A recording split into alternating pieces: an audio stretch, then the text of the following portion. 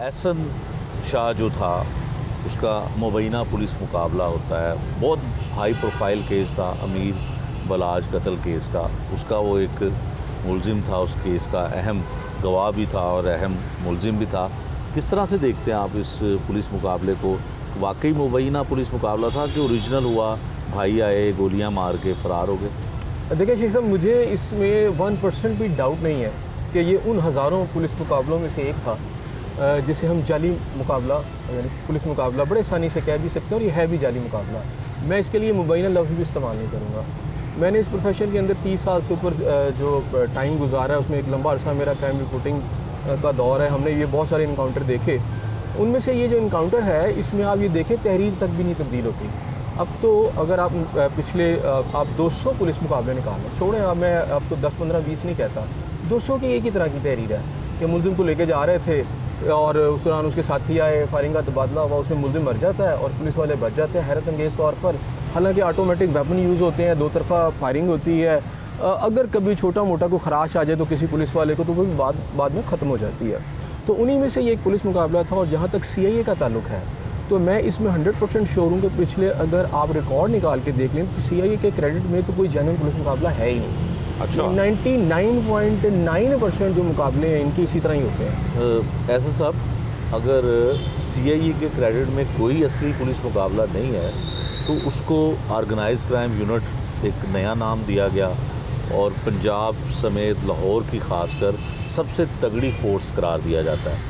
और उसमें तो जो इंस्पेक्टर है वो DSP के ओहदे पे काम करता है, क्योंकि वो इतना कॉम्पिटेंट है कि वो 1 स्टेप प्लस जो है उसका होता है, DSP का रैंक होता है, तो वहाँ पे करता है। तो आप ये बात कैसे कह सकते हैं कि सारे मुकाबले जारी हैं? देखिए, टॉप 10 एक टर्म यूज़ की थी पुलिस ने, और ये भी टॉप 10 जो थी, आज से अगर चले जाए तो एक दहाई पहले तकरीबन, और उसमें बड़े बड़े नाम डाल के और एक लिस्ट वो क्राइम रिपोर्टरों को उन्होंने थमाई थी और उनको टॉप 10 करार दिया। जिस वक्त ये टॉप 10 जो की लिस्ट फहरिस्त जो थी तैयार हुई थी, उसी वक्त टॉप 10 पुलिस इंस्पेक्टर भी तैयार हुए थे। उसमें नवीद सईद था और बहुत सारे, करामत भट्टी, और एक लंबी लिस्ट है सारी।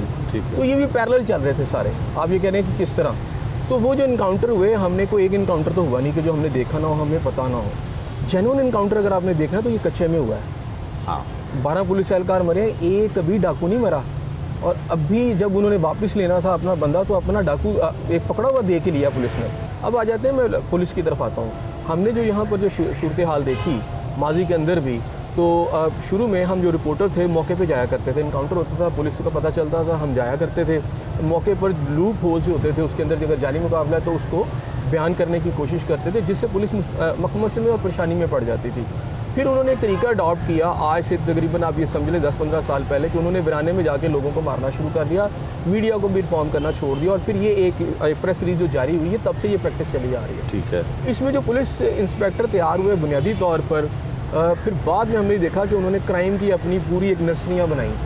वो आपके यहाँ पे इनकाउंटर्स तो करते थे और अफसरों को खुश भी करते थे, हुकूमतें भी उनसे खुश रहती थी, क्योंकि उनके पॉलिटिकल जो मोटिव्स थे वो सर्व करते थे।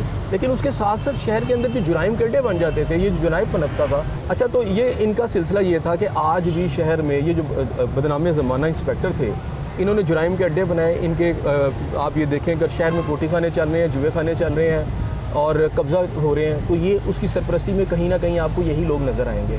और क्या करते थे कि ये इन्हीं नर्सरियों से जुराइम पेशा अफराद बनते हैं। जब वो ज़रा ज़्यादा ताकतवर होते हैं तो फिर ये पैसे लेकर मार देते हैं। एहसन शाह के केस के अंदर एहसन शाह जो है, मेरा ख्याल है उसने अगर मुखबरी की भी थी, अगर किसी पार्टी का कोई बंदा कत्ल हुआ, मैं उस अमल में तो नहीं जाता, लेकिन क्या एक मुखबरी की सज़ा मौत है? नहीं है, हरगिज़ नहीं है।